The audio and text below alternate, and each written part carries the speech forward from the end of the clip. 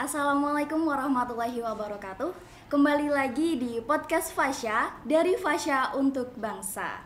Bersama narasumber kita kali ini yang akan membahas suatu topik yang lagi trending nih. Kita kali ini akan membahas seputar child free. Ya, teman-teman gak asing lah ya seputar child free ini. Sebelumnya, perkenalkan saya. Nama saya Zahratul Mu'arifah, perwakilan dari LSO Syariah Law Community. Di SLC itu saya jabatannya sebagai Sekretaris Umum 2. Dan bersama narasumber kita kali ini ada Bapak Ustadz Asep Maulana Rohimat, SHI MSI, sebagai Ketua Bidang Kajian Strategis Puskohis UIN Raden Mas Said Surakarta. Assalamualaikum Bapak. Waalaikumsalam warahmatullahi wabarakatuh. Bagaimana Bapak, sehat? Alhamdulillah. Alhamdulillah sehat. Oke, sebelumnya kalau boleh tahu nih, Puskohis itu apa sih Bapak? Ini sebelum kita berlanjut ke tema utama.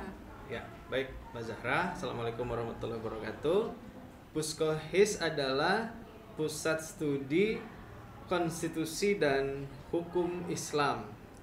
Nah, ini kita adalah sebuah gabungan dari rekan-rekan dosen dan civitas akademik di UIN Raden Mas Said Surakarta yang berminat atau fokus dalam bidang konstitusi dan hukum Islam. Nah, kemudian kami berhimpun dalam lembaga pusat studi ini, Puskohis gitu. Puskohis, oke.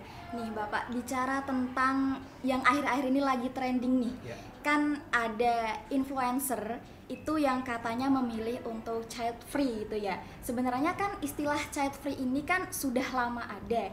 Cuman ini merebak lagi, trending lagi di kalangan anak-anak muda karena ya tadi adanya influencer yang kembali menggaungkan istilah tersebut. Jadi menurut Bapak Asep sendiri, bagaimana sebenarnya hukum child free ini dalam perspektif fikih Islam? Ya, Mbak Zahra ya. Jadi child free ini betul memang sudah lama muncul ya di kalangan masyarakat dunia terutama ya. Nah, kalau di Indonesia mungkin baru trending lagi ketika ada seorang public figure di influencer itu ya, yang mendeklar dirinya dan suaminya kemudian memutuskan untuk child free. Nah, ini memang kalau kita bahas secara hukum Islam atau fikih ya, tentu kalau kita bicara fikih ada berbagai pendapat tentunya ya. Nah, itu dan saya akan menggunakan satu metode analisis pakai maqasid syariah ya. Nah, ya, kalau menggunakan maqasid syariah, fenomena child free ini tentu secara hukum asalnya itu bertentangan ya dengan salah satu unsur maqasid syariah, yaitu hifdun nasab. Hifdun nasab. Apa itu hifdun nasab? Nah, hifdun nasab itu adalah bagaimana seorang muslim ya menjalankan syariatnya itu untuk menjaga keturunan. Menjaga keturunan itu kan berarti diawali dari yang namanya proses pernikahan. Dari situ dulu ya. Dari pernikahan, tentu pernikahan yang sah antara laki-laki dan perempuan. Nah, ini juga catat ya. Karena sekarang juga kan ada LGBTQ ya. Nah, itu juga lagi mulai trending lagi. Betul. Nah, ini diawali dari pernikahan yang sah itu. Nah, kemudian setelah nikahnya itu sah, maka seorang muslim yang yang natural bahasanya, yang alami, yang normal begitu, tentu diharapkan dengan pernikahan itu bisa berketurunan. Nah, karena salah satu tujuan dari pernikahan itu kan berketurunan ya. Menurut Imam Al-Ghazali kan begitu tuh. Berketurunan, kemudian disitulah nanti ketika ada keturunan berarti kan ada anak ya.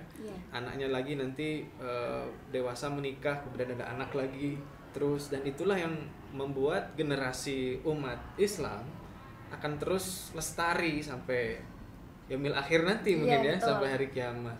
Itu jadi mulai dulu Nabi Adam dengan Sayyidati Hawa Iya. kan, nah, berketurunan, kemudian sampai Nabi Muhammad ya, diberikan risalah Islam gitu, sampai para sahabat, tabiin, sampai kita sekarang ini generasi umat Islam.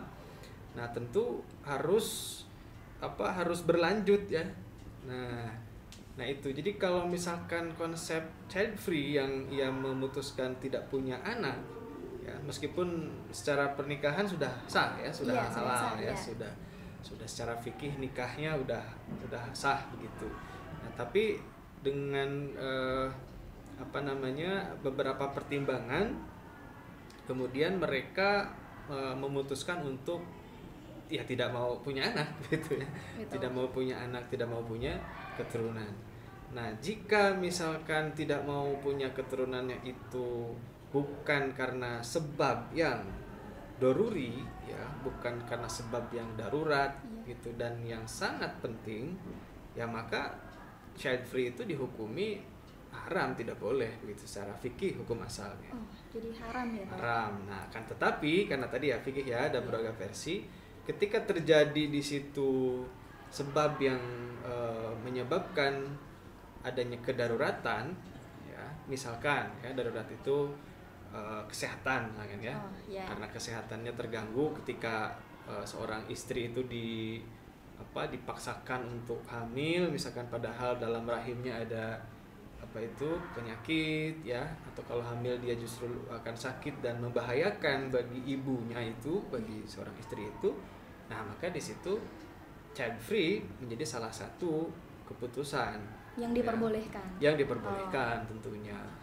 Nah, tapi kalau alasannya selain itu, nah itu menurut fikih itu ya tidak boleh, karena bertentangan dengan maqasid syariah tadi, hifdzun nasab ya. Karena kalau dipastikan tidak mau punya keturunan, nanti terus nasabnya bagaimana ya? Iya. Yang meneruskan keluarga itu siapa? Kan Iya. tidak ada. Iya, nggak ada. Nah, Jadi dalam Islam itu nggak ada istilah mewajibkan harus punya anak, tapi lebih ke keturunan begitu. ya keturunan, dan tentu keturunan itu nanti kan kalau keturunan gen asli berarti itu kan anak kandung. Nah, Iya. itu ya ada anak kandung, tapi juga bisa misalkan. Nah, maka ada salah satu solusi nih ya, kita ungkap bahwa misal tadi sakit dan tidak bisa berketurunan, ya bisa dengan mengadopsi ya. Nah, sehingga nanti itu menjadi anak angkat, dan dalam warisan juga kan bisa nanti ada ada wasiat Ada ya. wasiat wajibah. Nah, Iya. wasiat wajibah yang maksimal sepertiga itu kan. Iya.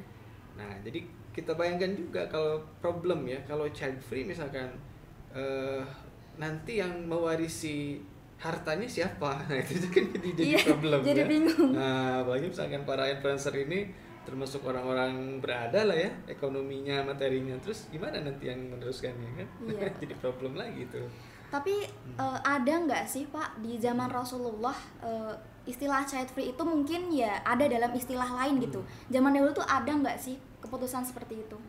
Kalau bahasa fikihnya ya yang mirip dengan child free itu ya mungkin seperti keluarga berencana kalau sekarang ya. Oh iya. Nah, gitu. Jadi saya baca di literatur fikihnya Imam Asy-Syafi'i misalkan ya, yaitu sebutnya itu azal gitu ya. Jadi semacam ini fikih ya. Jadi Iya. agak bahasa-bahasa fikih nggak apa-apa ya, agak intim dan sebagainya. Karena memang misalkan sepasang suami istri itu tidak memang tadi memutuskan karena tidak pengen punya anak karena kesehatan dan darurat itu ya bisa melakukan konsep KB itu atau azal ya kalau dalam bahasa fikihnya, yaitu mengeluarkan sperma si laki-laki itu ya bukan di dalam rahimnya perempuan gitu, jadi di luar. Nah, itu atas tentu keputusan pasangan suami istri itu gitu. Dan itu pun tapi tadi dengan niat memang karena ada darurat yang sangat kuat. Kalau motivasi saat ini orang-orang child free itu kan lebih kepada apa ya, khawatir repot kan gitu ya, Iya, kalau kita repotnya. simak mereka nggak mau repot ngurus anak ya. Terus kemudian ada khawatir capek misalkan, tidak bisa berkarir secara lepas ya. Betul. Apalagi misalkan ada yang khawatir ekonominya begitu, nanti biaya sekolah gimana kan gitu ya. Nah itu kan alasan-alasan yang kalau kita pakai akidah ya, pendekatan akidah itu berarti meragukan itu ya, meragukan takdir Allah ya. Iya. Nah padahal Allah menyampaikan kalau dalam akidah kita kan, ya setiap anak itu sudah diberikan rezekinya masing-masing. Betul. Ya kan? Tinggal nanti tentu bagaimana cara menjemput rezekinya dari orang tua tersebut gitu. Nah jadi alasan-alasan seperti tadi ya, yang khawatir, takut gitu, itu menurut saya bukan alasan yang darurat tadi yang kemudian membolehkan gitu pasangan itu untuk child free gitu. Oh, gitu. Seperti itu. Tapi itu kan tadi mungkin melalui KB atau hal lain yang serupa. Tapi kalau misalnya nih Bapak, hukum child free dengan cara menghilangkan sistem reproduksi, itu bagaimana? Ya sama saja, salah satu bentuk KB kan, salah satunya memang kalau nggak salah namanya apa itu ya, dia memutus sel telur yang masuk ke rahim itu kan. Ya itu malah itu permanen berarti. Ya kan? Permanen bagi perempuan itu untuk tidak memiliki keturunan, karena ya, secara medis itu tidak bisa dibuahi karena sel telurnya tidak masuk ke rahim kan gitu. Iya. Ya, itu lebih kuat lagi berarti child free-nya dan tidak mungkin punya anak. Nah itu atas dasar dokter ya, medis. Misal ya tadi kalau dipaksakan terjadi kehamilan jadi sakit gitu ya, atau misalkan ada kan sesar yang keempat. Nah itu kan sesar yang keempat itu ya sudah, jangan lagi hamil lagi, itu kan berbahaya kalau misalkan nanti secara medis ya itu hamil lagi.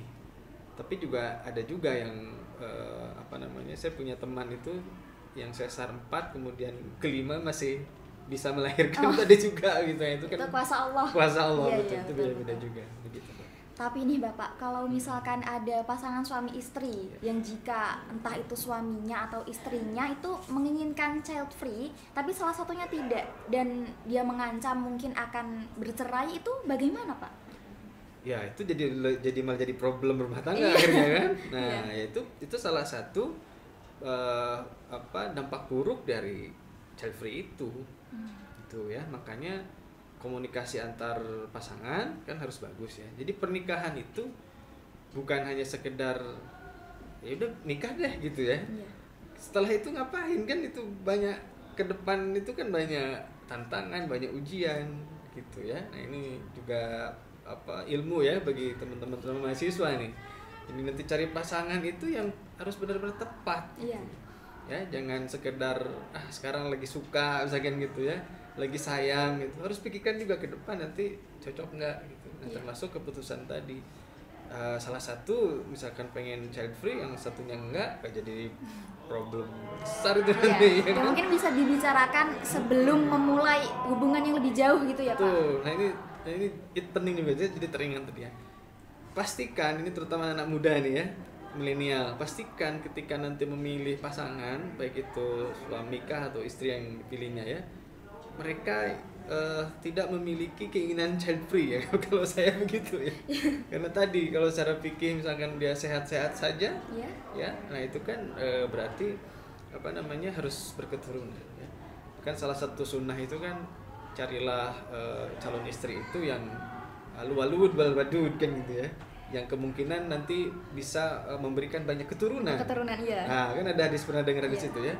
Nah itu salah satu kriteria perempuan. Nah ini bagi perempuan nih juga berarti gimana, harus jaga kesehatan dari sekarang ya. Nah jangan sampai tubuhnya itu secara fisik ya nanti terhambat dari sisi kesuburan ya, dari sisi untuk reproduksi dan sebagainya. Nah itu harus betul-betul dijaga. begitu. Jadi sangat penting untuk mempersiapkan segalanya mungkin ya sebelum teman-teman nanti mungkin setelah lulus hendak melangsungkan pernikahan, mungkin bisa dibicarakan semuanya baik-baik ya, dari sekarang mulai dijaga kesehatannya. Untuk yang perempuan ya laki-laki juga sama dijaga kesehatannya. Kalau misal dari child free sendiri dalam Islam itu apakah ada bentuk-bentuknya gitu Pak, macam-macam bentuk child free? Kalau bentuknya sih intinya kan dia tidak menginginkan adanya anak ya, tidak ingin adanya keturunan. Nah itu tadi sudah jelas kalau hukum asalnya tidak boleh, kemudian boleh ketika terjadi kedaruratan, ya sudah itu berarti bentuknya gitu. Nah yang jadi kekhawatiran tuh gini, ketika sudah salah satu alasan child free-nya itu karena adalah child phobia. Child phobia. Nah ini jadi ada satu istilah baru ya. Saya juga baru tadi membaca referensi ternyata ada juga namanya child phobia. Nah apa itu child phobia? Jadi rasa takut berlebihan terhadap anak. Ya jadi salah satu si influencer itu kan alasannya kan gitu ya. Dia nggak mau punya anak gitu karena takut repot, takut menghabiskan waktu dan sebagainya. Nah itu kan jadinya akhirnya jadi child phobia. Padahal dia nggak sadar gitu kalau dirinya sendiri itu adalah seorang anak ya. Kan mungkin dia tumbuh lahir sampai segede itu kalau dia tidak dilahirkan dari ibunya. Tiba-tiba muncul juga nggak mungkin. Ya, gak mungkin ya. Iya Dan dia pun seorang anak dari orang tuanya. Nah apakah orang tuanya itu juga merasa keberatan dengan lahirnya dia? Nah, kan nggak mungkin ya. Saya kira semua orang tua, sejahat apapun orang tua manusia kan nggak mungkin ya melukai anaknya ya, kecuali memang ada kelainan tersendiri ya, psikopat atau gangguan jiwa dan sebagainya kan. Nah itu jadi harus berpikir ke sana gitu loh, orang tua kita itu sudah melahirkan. Nah kenapa kemudian dianya sendiri nggak mau punya anak gitu, karena atas dasar alasan tadi sekedar takut gitu ya dengan anak, dengan waktu ya, dengan masa depan. Nah, itu alasan yang tidak logis saya kira. Kalau misalkan tadi kan child free itu kan nggak punya anak, tapi kalau misal pilihannya adalah untuk menunda kehamilan, itu apakah termasuk anak itu kan katanya rezeki ya Bapak ya? Apakah termasuk menolak datangnya rezeki begitu Pak? Iya, menarik ini. Menunda kehamilan juga itu harus dianalisis lebih dalam ya, alasannya apa. Balik lagi ke alasannya. Ke alasannya dulu apa, motifnya ya. Kalau motifnya itu tadi karena khawatir rezeki, khawatir mungkin manajemen waktu ya gitu ya, khawatir apalah gitu. Nah itu tidak boleh ya gitu, karena rezeki itu sesuai dengan takdir Allah tentu ya, dan itu harus disegerakan tentunya itu ya, kecuali memang ya lagi-lagi alasannya itu sangat kuat, misalkan untuk dia menunda kehamilan ya kan. Ada misalkan kalau alasan yang kuatnya ya, lebih kalau yang paling kuat itu lebih ke kesehatan sebenarnya ya. Tapi kalau misalkan karir misalkan ya, sekarang kan saya kira hampir sudah semua lembaga, instansi atau perusahaan atau apapun itu sangat menghargai dan menghormati perempuan ya. Iya betul ya. Kalau misalkan dia hamil, itu cutinya itu kan panjang sekali. Bahkan kalau nggak salah ada undang-undang omnibus law kan, cipta kerja itu kan hampir berapa bulan gitu orang kemudian yang melahirkan atau sedang hamil itu bisa mendapatkan cuti kerja. Nah kalau itu kan berarti tidak ada alasan lagi ya untuk orang yang sehat ya, orang yang normal gitu, orang yang tidak punya problem apa-apa untuk menunda kehamilan ya, kecuali memang sudah ditakdirkan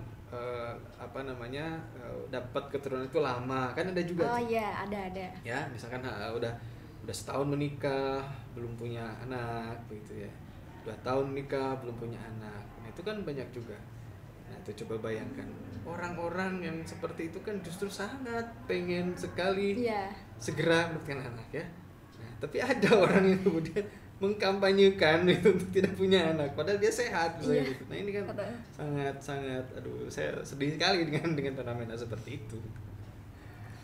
Lalu kalau tadi itu kan pilihan untuk child free itu kan bisa dilihat lagi kepada alasannya, alasan dibalik pilihan itu.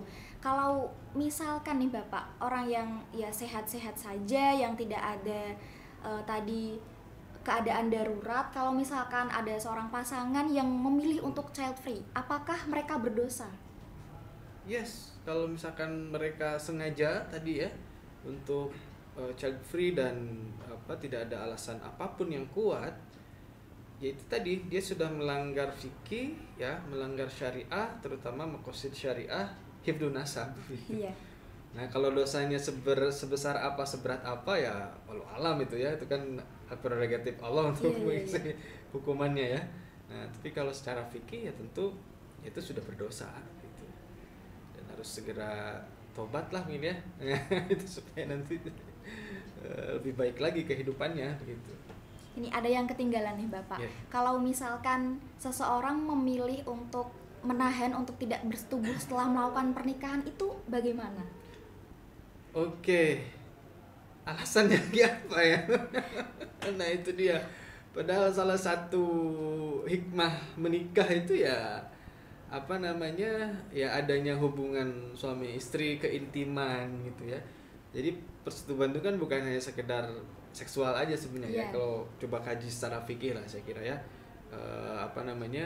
Itu merupakan sebuah bagaimana menyatukan jiwa raga antara pasangan itu. Nah makanya sangat rugi dan dilarang sebenarnya ya. Yeah. Nah, kecuali misalkan tadi ada aspek medis. Nah gitu. Terus lagi ya agak aneh juga sebenarnya berarti pasangan itu ya. Padahal ya nauzubillah ya, yang belum menikah aja banyak yang sudah zina malah gitu. Nah ini kan problem gitu. Masa yang sudah menikah kok malah memilih untuk tidak berhubungan suami istri kan. Betul. Nah seperti itu Pak. Kalau begitu saran Bapak sendiri terhadap beberapa orang yang memilih gaya hidup child free tadi? Ya. Baik, saran saya selaku akademisi dulu mungkin ya. Pertama, stop pemikiran seperti itu ya, karena itu kan termasuknya semacam paradigma juga ya. Nah, paradigma kemudian nanti sangat berbahaya kalau jadi keyakinan, karena itu jadi akidah gitu ya, jadi mindset. Nah, itu sangat berbahaya. Apalagi misalkan mindsetnya itu kemudian dipublikasikan ke orang ya, dikampanyekan. Nah ini yang berbahaya. Kalau misalkan hanya untuk dirinya saja dan pasangannya saja memutuskan untuk child free dan dengan misalkan segala konsekuensi atau alasannya yang darurat tadi saya sampaikan, ya sudah keep aja gitu loh. Itu kan kalau kita bilang urusan rumah tangga ya. Nah kadang urusan rumah tangga itu kan urusan yang private ya. Ya sudah, kalau hal seperti itu tidak perlu dipublikasikan begitu, tidak perlu dikampanyekan ke banyak orang. Ya itu pasangan itu saja. Nah dan itu pilihan. Mungkin kalau mau pakai alasan hak asasi manusia ya, saya silahkan, ya sudah kalian aja gitu. Nah ya tidak perlu disampaikan. Nah sayangnya sekarang itu kan ya tadi ya, influencer, public figure menyampaikan itu ke publik malah semacam ajakan ya untuk itu. Jadi kan memengaruhi pola pikirnya pengikutnya juga, orang lain. Namanya kan influencer namanya ya, namanya saja kan. Dan lebih memperhatikan lagi sekarang itu ada komunitasnya. Itu ada komunitasnya di Indonesia, apalagi di internasional ya. Saya coba aja cari websitenya itu atau media sosialnya, itu ada komunitasnya. Kemudian mereka memang mengkampanyekan itu. Kalau di luar mungkin oke lah atas dasar asasi manusia dan mereka kan bukan muslim ya. Nah kalau kita mungkin ini himbauannya khusus bagi muslim. Saya kira ya tadi dengan perspektif fikih, perspektif hukum Islam ya, dan juga konstitusi kita nih Indonesia ya kan. Betul. Meskipun belum ada satupun undang-undang yang membahas atau mengatur tentang child free, tetapi bagi apa ya, bagi keberlanjutan warga negara Indonesia juga kan penting ya. Iya. Bagaimana misalkan kalau nanti Indonesia ini kekurangan populasi kan, Betul. depopulasi kan ada sekarang, ada yang pemikiran seperti itu juga. Itu terus siapa nanti yang akan melanjutkan pembangunan bangsa ini? Nah ya, jadi konstitusi memang belum membahas, tetapi paling tidak kemarin saya salut sama kepala BKKBN ya, Pak Dr. Hasto itu merespon itu juga. Itu kalau menurutnya memang ya tidak bagus ya ketika warga negara kita Indonesia kemudian memutuskan untuk child free. Jadi kalau populasi Indonesia ini masih dianggap aman lah menurut BKKBN ya. Jadi tidak terlalu over gitu ya, tidak terlalu banyak. Nah itu jadi masih boleh untuk berlanjut. Tapi menurut kalau BKKBN kan ya maksimal 2 sajalah gitu ya anaknya gitu. Tapi kan berarti itu bukan child free ya, karena kan punya keturunan 2 itu. Iya. Nah, kalau child free itu betul-betul dia tidak punya anak, tidak punya keturunan. Ini problem juga bagi BKKBN nanti ya gitu ya. Nah, baik, yang saran terakhir bagi saya, bagi yang mempunyai pemikiran seperti itu, mari mungkin kita diskusi ya. Misalkan ada problem trauma dulu ketika jadi anak ya. Itu kan kadang juga ada yang alasannya gitu, dulu trauma ketika jadi anak itu disakiti, dipersekusi, kemudian khawatir nanti kalau dia jadi orang tua juga melakukan itu kepada anaknya. Ya kan itu ada trauma psikologi tersendiri kan, pernah ada yang gitu juga. Nah itu mari kita diskusikan ya, karena itu ya namanya kehidupan pernikahan, kehidupan berumah tangga itu tidak lurus-lurus aja ya. Kan tidak flat gitu ya. Nah itu pasti ada gelombang kehidupannya. Tapi disitulah ya nikmatnya berkeluarga gitu ya. Disitulah nikmatnya hidup gitu. Kalau lurus-lurus aja kan ya nggak seru lah ya. Nah, tidak ada ujian. Betul. Dan Allah pun memang sengaja membuat ujian itu kepada manusia ya, untuk nanti melihat kualitas keimanannya kan gitu. Kalau ujiannya lulus berarti kan dia lulus nanti, berarti dapat amanah jadi manusia ini gitu, kehidupan kita itu paling ya. Saran saya mungkin nanti kalau ada yang pemirsa ini teman-teman yang diskusi, konsultasi, saya kira Puskohis bisa juga ya menerima konsultasi itu ya. Misalkan ada yang bingung dengan konsep pernikahannya begitu ya, atau ada niat teriak-teriak nih pengen child free gitu ya, padahal masih bimbang dan sebagainya. Oke, kita diskusikan ya apa problemnya dan sebagainya itu, daripada nanti jadi problem keluarganya itu ya, jadi problem rumah tangga. Itu saya kira mungkin ya. Oke. Jadi mungkin bisa sedikit saya simpulkan, pilihan untuk child free itu sendiri sebenarnya hukumnya dikembalikan lagi kepada alasan dari pasangan tadi.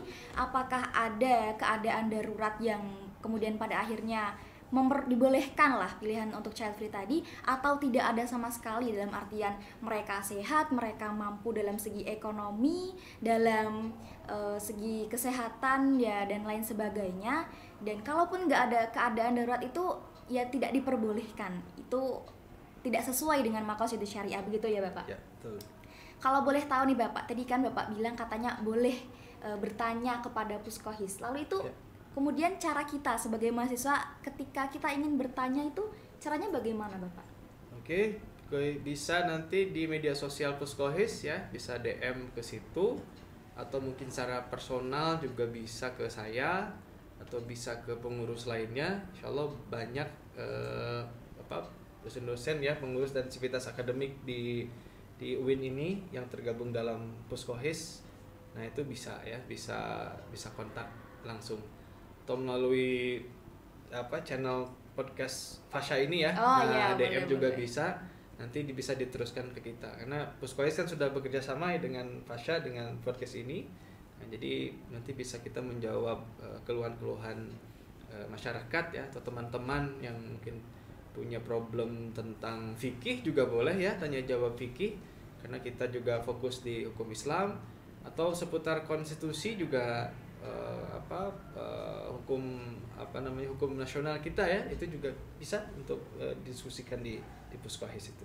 Oke, Seperti mudah itu. sekali ya Bapak, bisa melalui media sosial begitu ya. Ya, bisa langsung.